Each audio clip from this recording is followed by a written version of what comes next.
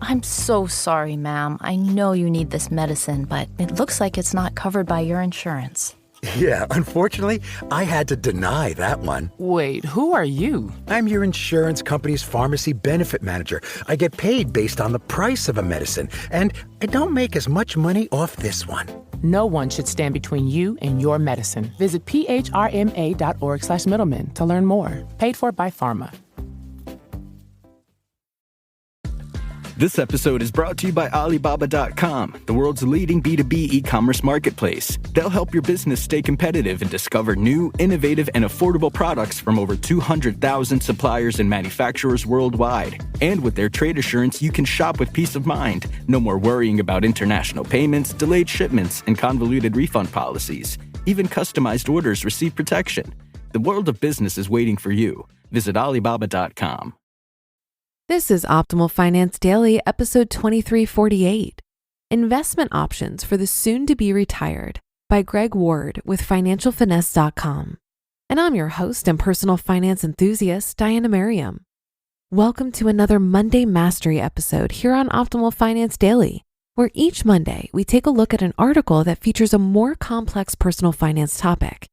So with that, let's get right to it and start optimizing your life. Investment Options for the Soon-to-Be Retired by Greg Ward with FinancialFinesse.com.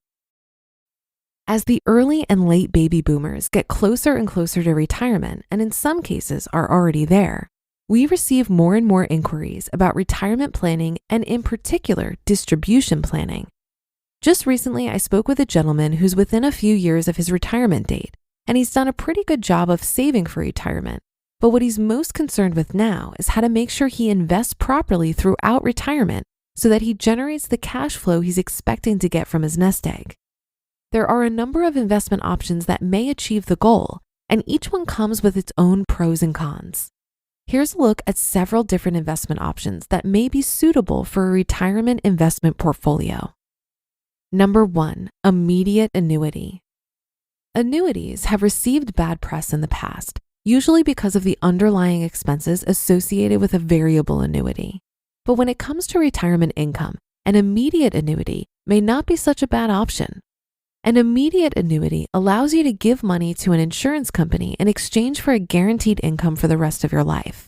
In other words, you exchange the risk of outliving your money for the certainty of a lifetime income, while the insurance company accepts the risk that you may live a long time in exchange for the money you give them now. An immediate annuity may be favorable for someone that thinks they'll live beyond normal life expectancy, while someone that thinks their life expectancy is lower than normal may not live long enough to receive the full value of their assets. For a scientific estimate of your life expectancy, visit livingto100.com. Since the monthly income from an immediate annuity is usually fixed, future payments will not purchase as much as they will today. This is referred to as inflationary risk, and is one reason why you don't want to put too much into an immediate annuity. Number 2, individual bonds. When you purchase an individual bond, you're essentially lending money to someone else depending on what type of bond you purchase, such as corporate, government, or municipal. If the issuer is financially sound and able to make interest payments, individual bonds can be a reliable source of fixed income, but there are certain risks to be aware of. For starters, if the issuer ever gets into financial straits, your income stream may be disrupted. For this reason, bonds come with a bond rating, which is kind of like a credit score for bond issuers. The higher the bond rating, the higher the probability the bond payments will continue, and vice versa. As you might expect, a bond with a lower rating will pay a higher interest rate to attract investors. If you're using bonds to generate income in retirement, you'll probably want to stick primarily with investment-grade bonds, which are bonds with a credit rating of BBB or higher. One of the upsides to investing in individual bonds is knowing you will get your money back at some point in the future, assuming the issuer doesn't run into any financial problems. This lends itself to another form of risk known as interest rate risk.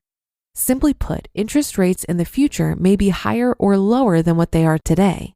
So if you're counting on a certain level of income from your bond portfolio and interest rates go down in the future, you run the risk that you may not be able to generate as much income when you go to reinvest the proceeds of a maturing bond. Similarly, money in the future is not worth what it is today, so bonds are also subject to inflationary risk. You should consider each of these risks carefully before choosing to invest in individual bonds. Number 3, dividend paying and preferred stock. To hedge against interest and inflationary risk, some investors will purchase stocks.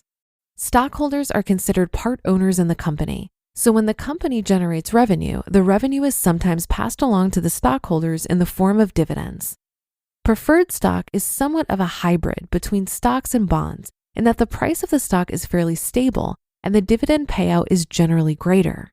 It doesn't have the same opportunity for appreciation as common stock, but the trade-off is usually a higher dividend.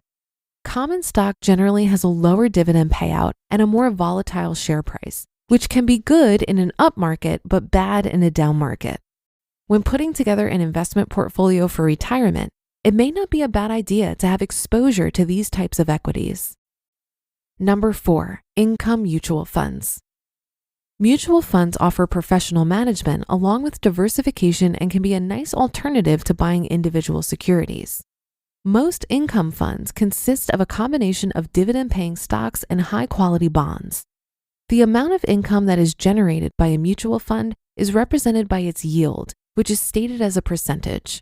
For example, the Income Fund of America, which is a publicly traded retail mutual fund, consists of approximately 75% stock, mostly dividend-paying, and 25% bonds and cash.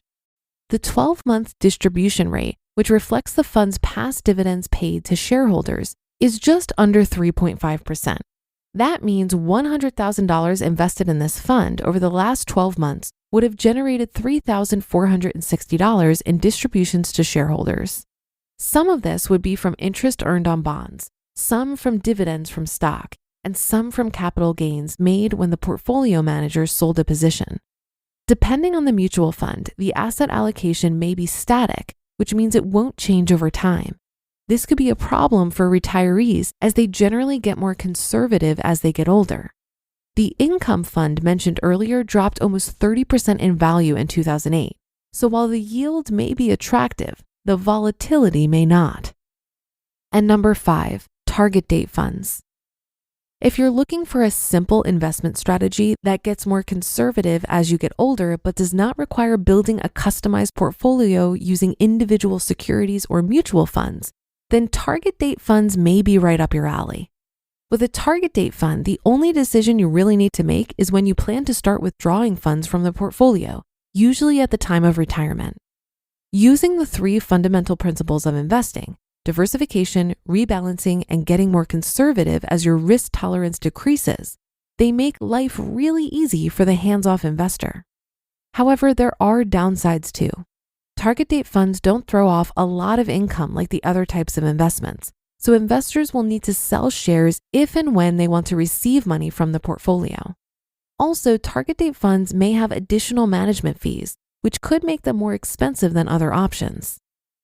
As you can see, there is more than one way to skin a cat.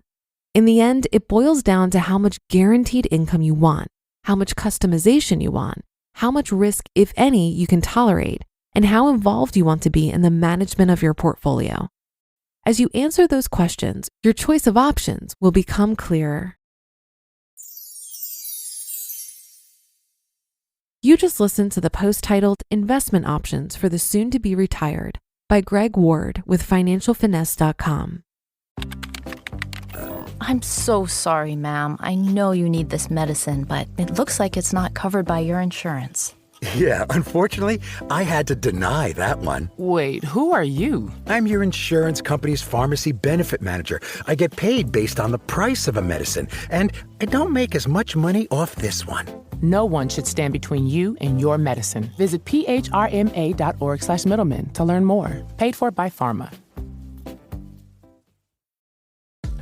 This episode is brought to you by Alibaba.com, the world's leading B2B e-commerce marketplace. They'll help your business stay competitive and discover new, innovative, and affordable products from over 200,000 suppliers and manufacturers worldwide. And with their trade assurance, you can shop with peace of mind. No more worrying about international payments, delayed shipments, and convoluted refund policies. Even customized orders receive protection.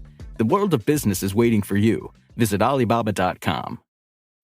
The tricky part about determining your asset allocation and drawdown strategy in retirement is that you don't know how long you'll live, so the number of years you're planning for can't be known. You also switch from a focus on growth in your portfolio to a focus on preservation, and so you'll want to see less volatility, but in many cases, you still need some growth to ensure your portfolio will last for 30 to 50 years. There are two schools of thought here: a conservative approach for safety and a probability-based approach to maximize wealth generation. One way to combine these two approaches is to think about how an annuity bought at the appropriate time plus Social Security can provide a nice, safe floor of income. And then the rest of your portfolio can be used for discretionary income needs. If you've saved and invested properly for retirement, and you've done all the right modeling and testing of your portfolio, there's likely little worry of running out of money. However, I don't see many people talking about managing cognitive decline as you age. Do you really want to be managing a complex withdrawal strategy in your 80s and 90s? Annuities are insurance products with contracts issued by life insurance companies, so it's more of a risk transfer strategy than it is an investment. And many people don't consider it an investment because when you buy an annuity, you immediately turn over 100% of your principal to purchase upfront the right to collect an amount of income from the insurance company for the rest of your life. Because it's an insurance product that is often layered with complexity and fees, annuities are often criticized for the high commissions sellers of annuities receive. So if you're curious about annuities, it could be worth your time to consult with a flat fee fiduciary advisor. I would look for someone who is very knowledgeable about annuities and I can pay them for their time versus someone who sells annuities, because that's not a true fiduciary relationship. If I'm going to pay for financial advice, my number one priority is to remove all conflicts of interest. Once I know which annuity I want to buy, then I'll go find a salesperson to buy it from. And that'll do it for today. Have a happy rest of your day, and I'll see you tomorrow, where we'll have another post and where your optimal life awaits.